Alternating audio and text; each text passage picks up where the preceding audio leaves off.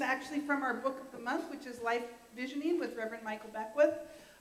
He wrote this as an affirmation to go with his Life Visioning course and book. And so I didn't write this, but I love it. I'm going to declare it with confidence, and then I'm going to invite you to join me and say it together with me. So here I go.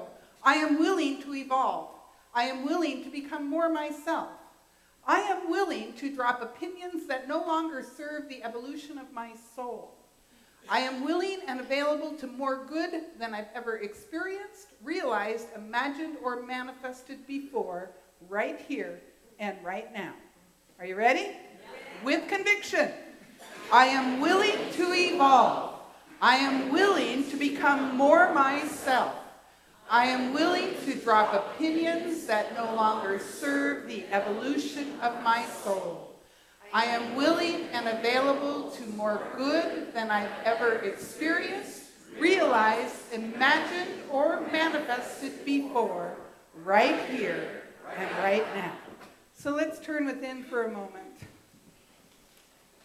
and consider this idea. I am willing to evolve. And so we anchor ourselves in the infinite presence of the infinite life. We call it God, we call it power, grace, essence, energy, life. We anchor ourselves in that life right here and right now and allow ourselves to be evolved, to be expanded, to be fulfilled by the divine idea of something greater than we are, operating in, as, and through us. And so breathe with me right now as we open our hearts, and we open our minds to this greater idea. An evolutionary life, a transformative life, a generative life that is calling us forth into something we have never imagined or realized before. It is right where we are. And we simply open ourselves to the infinite possibility of all life, all love, all power, all presence. And so it's with a grateful heart that I open this service, knowing that we are willing and receptive instruments for this divine idea, knowing that by the very fact of our presence here today, we are transformed. I give thanks for the transformation. I give thanks for the potential. I give thanks for the evolution that is breaking forth as us this day. In a word, I call it good, and I let it be. And so it is. Amen. If God is all there is, then earth is heaven, right? And heaven is earth. And the infinite is right where we are. And there is no separation and there is no division. There is only one thing happening. And it's happening right here and right now, in, as, and through each one of us. That's the good news and the bad news. Because the universe responds to us to the degree that we embody it and allow it to be itself as us. So we can make our lives heaven and we can make our lives hell. And I know you can ask me because I've done both. And I've demonstrated that I'm actually pretty good at doing both. And finally, I do believe I'm ready to say yes to heaven. How about you? Yes. This month, our book of the month is Life Visioning by Reverend Michael Beckwith of the Agape Center down in the Los Angeles area. And I want to share with you, to start, a reading from that book. I'm on page 182. He says, visioning supports us in catching the ways in which we sabotage our success and in seeing that these saboteurs are not inherent. They have been learned and they can be unlearned. When we vision, we open our inner eye to the innate beauty of our soul, coaxing out from ourselves the courage to look beneath our projections and conditioned reactions with a clear view into our purpose, dreams, and intentions, and how they can manifest.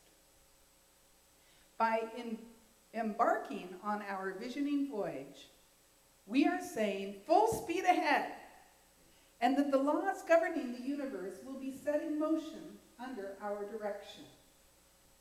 What a beautiful thing it is that you have the desire and courage to claim your natural inheritance and take stewardship over your life by becoming more fully yourself. We all have a spectrum of attributes that are uniquely our own. Appreciate the origin of these qualities, for they were breathed into you by Source. As visioning awakens a deeper appreciation for yourself, your inner contentment and tranquility simultaneously multiply. Reaching this place in your mind and heart reveals even more of your natural inheritance. Witnessing your life unfold through visioning, you will uncover your attachments and learn how to no longer let them have power over you. Instead, you will have dominion over your own inner household. Who wants dominion over their inner household? Who wants to release attachments? Who wants to live a more fulfilling, meaningful life of vision and purpose that's anchored in love? Sound good? Yeah. All right, well, we have a method. We have a strategy for you. I want to start by asking you, what does God want? It's an interesting question, isn't it? Because I hear people say that a lot. God wants us to go do this thing. And I'm like, how do you know?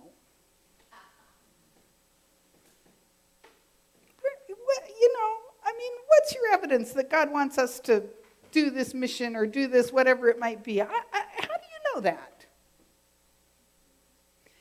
I have a feeling when people say God wants us to, what they're really imagining in their minds is a God that's sitting on a throne in the clouds, right?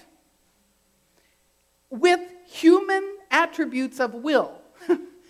And that this God wants us to do certain things or behave in certain ways. Have you heard of a God like that? That's not the God I'm talking about here. The God I'm talking about here has only one thing that it wants. It wants to express. Now, you might be saying, how do you know that? I hope you are. Healthy skepticism is a good thing. My evidence for that is because I look around at the universe. I look around at the world around me. And what I see is a lot of energy expressing. If God is all there is, God is the infinite presence, the infinite life, all there is, it is energy, and it is expressing in a million different forms, a billion different ways. It expresses as the plants growing in the garden and the trees growing in the woods and the chairs that are in this room. It expresses as you and as me. It expresses. That's all it does. Energy takes form and expresses. And you know what happens then? It converts back into energy again. And maybe on this material plane we can't see it anymore, but it still exists because energy never goes away. That's a science thing.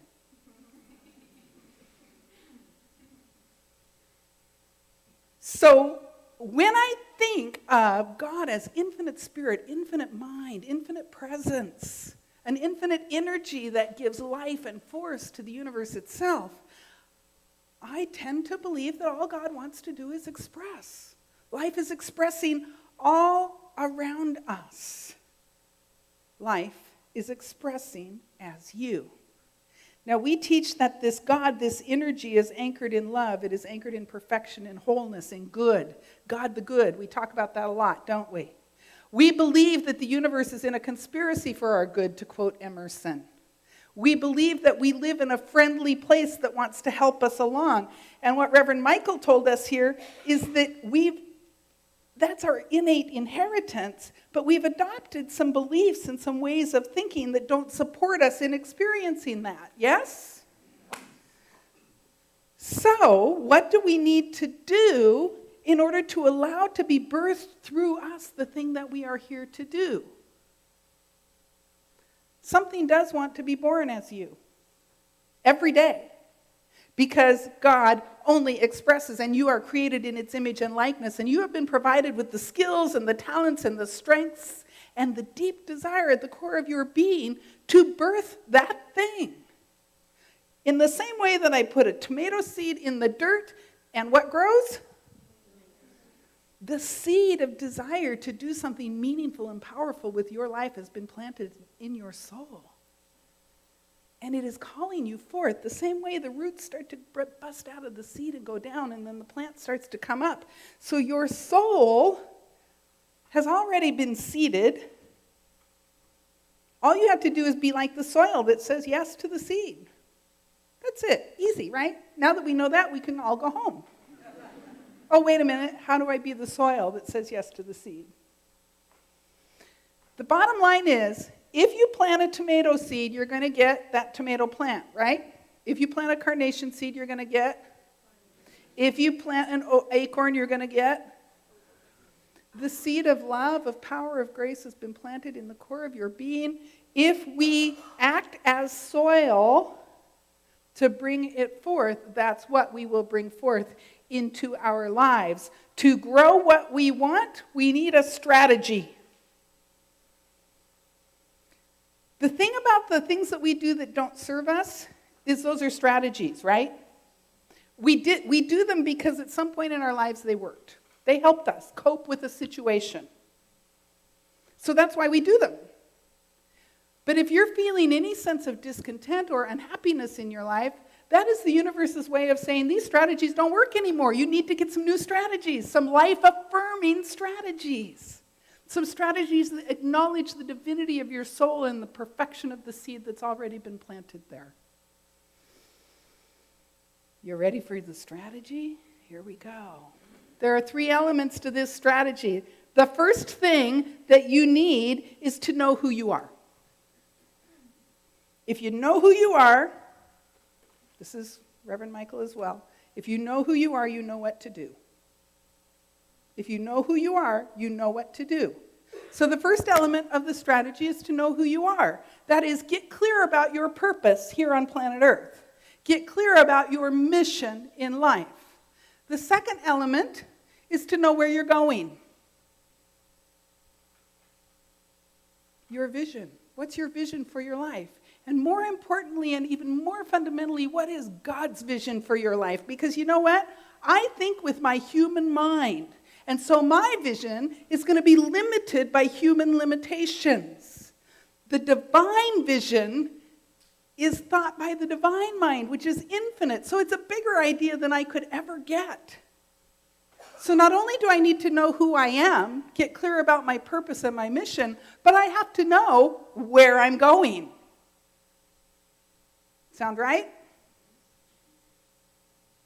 Third element to the strategy, I have to know how I'm going to get there. That is, I have to have a map or a plan. Right? I mean, how simple is this? It's like if I were planning a drive trip to Iowa, I would do this much. Right? So why don't I do this for my life? It's so simple. It's simple. And it takes dedication and practice. Yes?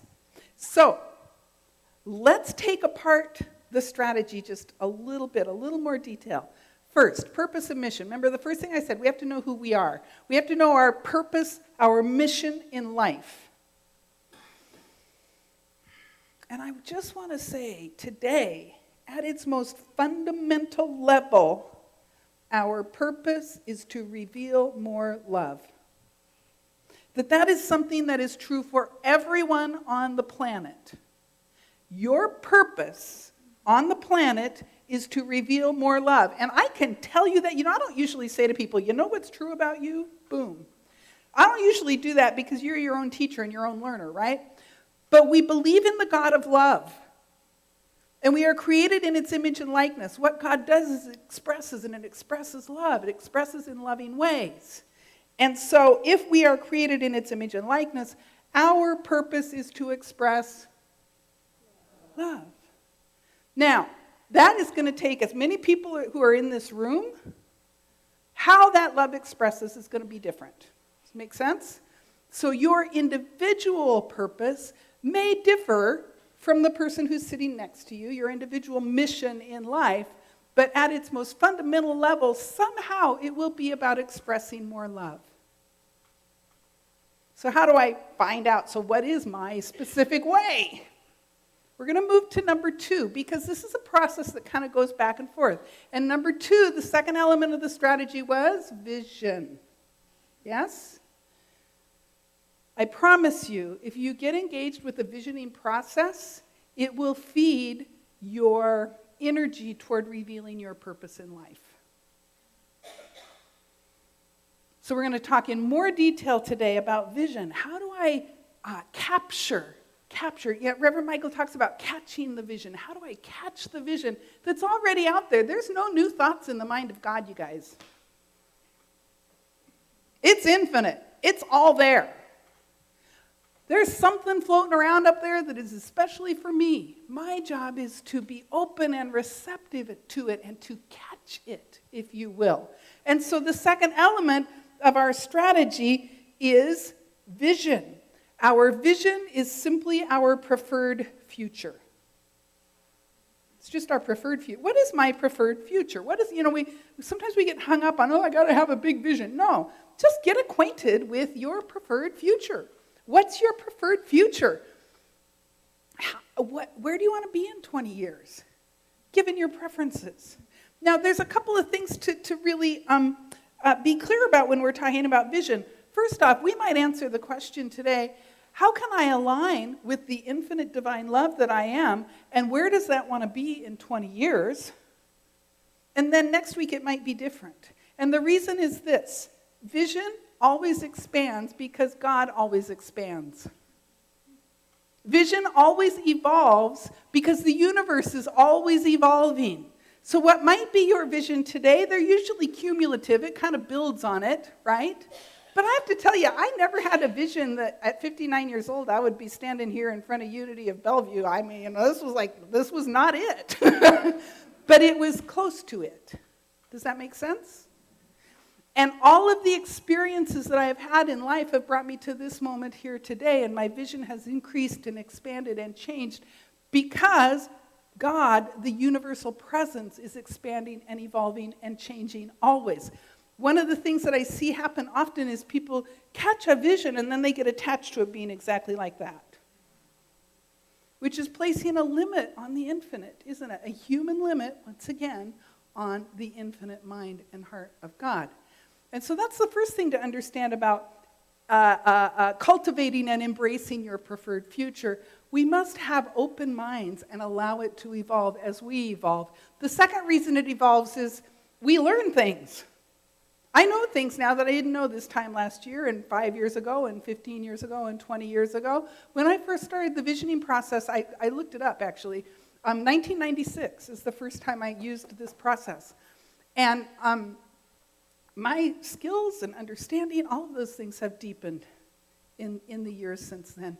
And so my whole ability to vision has evolved. The vision I have itself for my life, the purpose I have for my life has evolved. So that's the first thing to understand about vision. The second thing to understand about vision is when we are talking about vision, we are not talking about visualization. Sometimes because we like the power of our mind, right, in our teaching, we like to use the power of our mind, and we get confused, and we think that vision and visualization are the same thing. They are not. See, if I'm visualizing something, I'm in a doing. If I'm visualizing something, I'm utilizing the power of my imagination, which is a lovely thing, and it's limited by my human being. I'm not saying don't use the power of your imagination, because it's a lovely thing. It is separate from getting in touch with God's vision for our life. In fact, sometimes when we use our imaginations, we're actually imagining from our woundedness and our hurts, right? The things that are stopping us. So when we try and use our imagination to create vision or to change our lives, we tend to project our woundedness and our hurt onto what's possible. And so we are not talking about visualization here. We are talking about vision. And being open and receptive to vision is a state of being. Using our imagination to imagine a preferred future is a state of doing. Opening our hearts and minds to catching God's vision for our lives is a state of being. It's about accessing our intuition, not using our imagination. It's about opening our hearts and minds to a greater possibility for our lives than we could ever imagine with our human minds. It's about receiving, not projecting. So there is a process that Reverend Michael defines that he has used for many, many years, and he has tweaked and grown. It has evolved over the years. And what I want to do is spend some time talking through that process with you, and then we're actually going to practice that process just a little bit today in a very small way. So here's what the process is like. Opening our hearts and minds to God's vision for our life. The process looks like this. We must first anchor in our purpose, which you may or may not know today, but what you do know about it is it has something to do with revealing more love. And so we anchor in love. Once we're anchored in love, we open our hearts and minds to listening. We simply become receptive. And I'm talking about deep and reverent attention. Like really being present to our internal self. The third step then is to ask some questions. And it is key that we ask quality questions. Yes? How many of you have ever asked a question like, oh, I really need to get in touch with my vision and my mission, my purpose in life. What is wrong with me? I never know what to do. Have you ever done that? How come I can't get a clear direction in my life? Have you ever done that? That's not a quality question. That's a question that takes us down a rabbit hole of depression and need and dysfunction. Yes? So what we must ask is some quality questions. And the quality questions that Reverend Michael recommends start with this. That we simply ask from that place anchored in love and deep reverent listening, what is God's vision for my life? And then just rest in that question for a bit. And the second question he recommends we ask is, what must I become in order to reveal this vision? And by become, what we're talking about here is, how must I grow? How must I change? What must I learn in order to reveal this vision? And we're coming back to this in a second because this piece is really important. And the third question he recommends we ask is, what must I release in order to reveal this vision? What attachments? What ideas? What behaviors? What must I release in order to embody this vision? You know, it's an interesting thing because a lot of times we think that growing is about getting more of something, more knowledge, more understanding. But you know, the spiritual truth is a lot of times growing is about releasing, not getting. Sometimes we have to release old ideas, old habits, old thoughts, old people. I don't mean old people, I mean people that don't support us.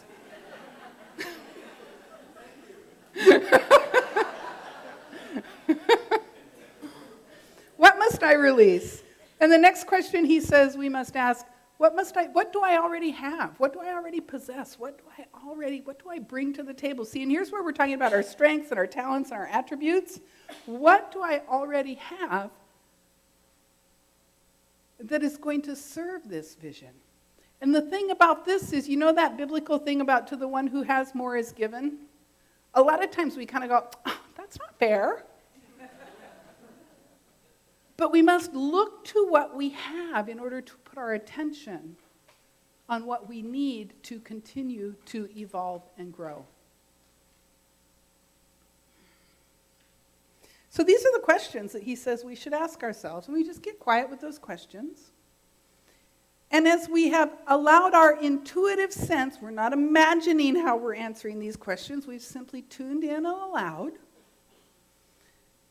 We begin the process of committing to the vision, really engaging with the vision, engaging with the seed. Remember, there's a seed at the core of your soul that's already been planted. Let's be the soil, so we must engage. You think the soil is not committed to the seed? Of course it is. It's absolutely committed to the seed. It's committed to providing all the nourishment and support that it can to the seed growing. And so, if we are to be the soil, we must commit to the seed of the idea that's been planted in us by this process that we've done here. And so we commit to the vision, we engage with the vision, and one of the ways we do that is by expressing gratitude for what's been given. You know, gratitude is a cause. You guys all know that, right? We think a lot of times gratitude is something we do later for something that happened before, yes? No, gratitude is causative because it engages the law of attention. What we place our attention on increases, right? And when I'm giving thanks for something, what am I doing? I'm putting my attention on it. And so we give thanks for all that has been revealed. We give thanks for the power and the presence and the intelligence and the wisdom of an infinite mind that can provide us with all that is required for us to live an enlivened and fulfilling life. We give thanks for it. And then you sit around and chat. And then you don't do anything except this. See, a lot of times we think now I have to work on the vision, right? Wrong. Now we work on the answers we got to those questions. What must I become? That is, what must I learn? What must I grow? How must I grow? What must I change? We start to work on that. And the vision then has the space to show up in our lives because we are making ourselves a willing presence for the vision to make itself known. We begin to work on, oh God, I really got to let go of that attachment to this house or this thing or this partner or this pattern or this thing. You know what I'm saying? Can I tell you guys something? I quit smoking in 1989. It's the first bad habit I gave up. And it tumbled on itself. Do you know what I'm saying? The moment I released that, everything else started falling into place. I quit some other bad habits. I created space in my life for something wonderful to happen by releasing something that was really holding me back. And so that in itself, releasing, embracing the learn, the do, the grow, the be. See, the vision itself is not what's most important here. What is most important is what must I become? What must I release? If we do those two things, the rest of the vision will fall into place. And the more that we vision, the more our purpose in life will show up. Now, it's critical to understand that this is a training process. I don't know about you, but I was raised with a lot of different ideas. Yes? That God wants me to do things in a certain way. That's what I was raised with. And I had to train my mind to think differently about the universal presence and what's available to me as that presence. Yes? And so the first time we visioned, we kind of like, oh, well, that was kind of a dud. But as we train our minds, we have a deeper and richer experience. And as a community, we will do some visionings together. Look for those showing up on the calendar really soon, where we'll begin to facilitate that process for you so that you can develop the skill of visioning and then take it into your own life and practice it for yourself. How's everybody doing? You all right? All right. So what I'd like to do now is go ahead and do just an abbreviated visioning process. Typically, this process by itself would take about 10 minutes, or about 20 minutes altogether. And then we would have a chance to kind of debrief it together. But what I want to do today is just give you a bit of a flavor of what it might be like for you to take this process into your life. Next week, we're going to have a really deep conversation about where do we vision from? What state of consciousness do we vision from? It's an important conversation, right?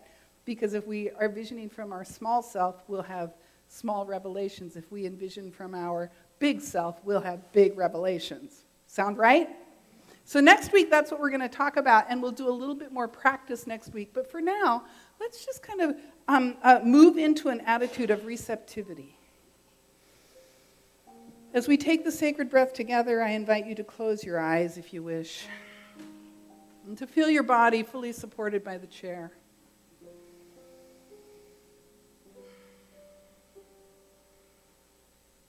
And just allow yourself to quickly bring to mind a time that you felt completely loved. A time in your life, you may have been very small, it could be more recent, a time that you knew beyond a doubt that you were loved completely and unconditionally.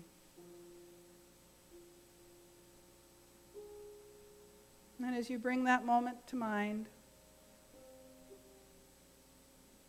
simply anchor your awareness in that experience of love.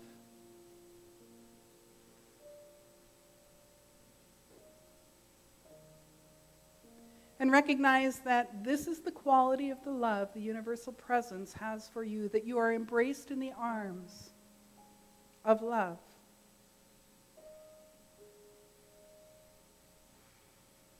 And centered in this experience of love, I invite you to open your mind and your heart to deep and reverent listening. Recognize that there is only one mind. That mind is God's mind. And that mind is your mind now. And all that is known to the mind of God is known to you.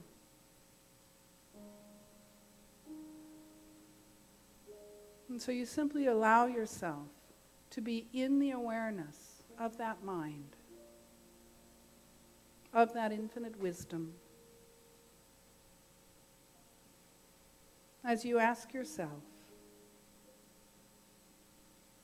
what is God's vision for my life?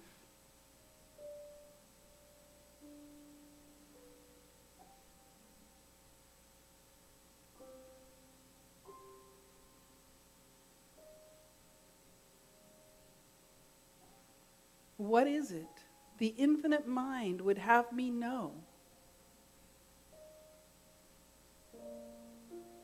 about my life?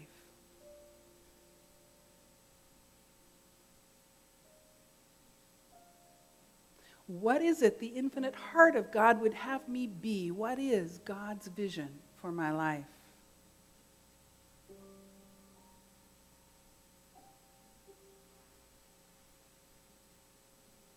And in this state of reverent and loving listening,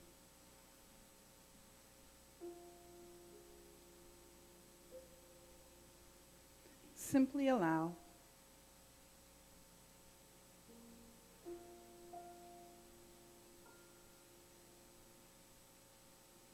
as you ask yourself now, what must I become?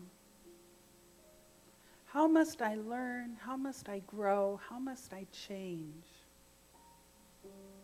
in order for this vision to make itself known?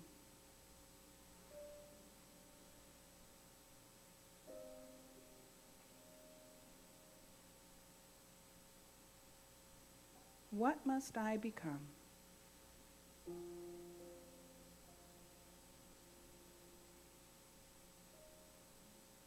And what must I release?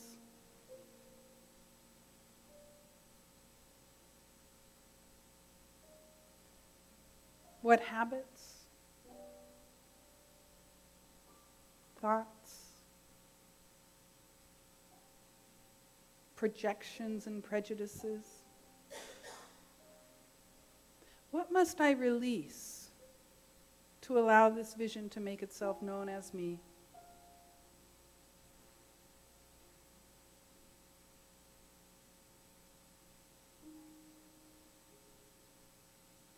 And finally, what do I already possess?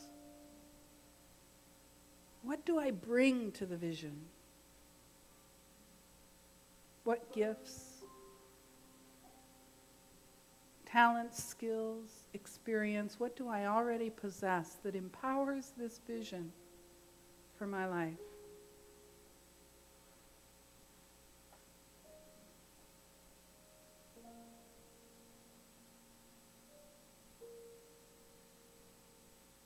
And now commit to the vision.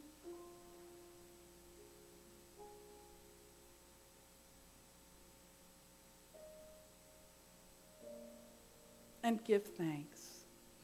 Give thanks for the infinite mind from which all things spring and to which all things return. Give thanks for the infinite heart of God that has called you to this place on this day to do this work in spiritual community.